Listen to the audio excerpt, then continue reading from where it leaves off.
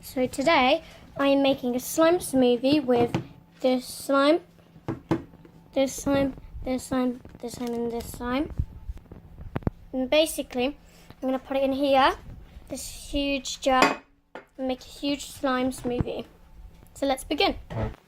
First is this little slime, which I got off eBay, which is really nice, but I wanted it to go into the slime smoothie, so bury it up. Next is this pineapple scented slime.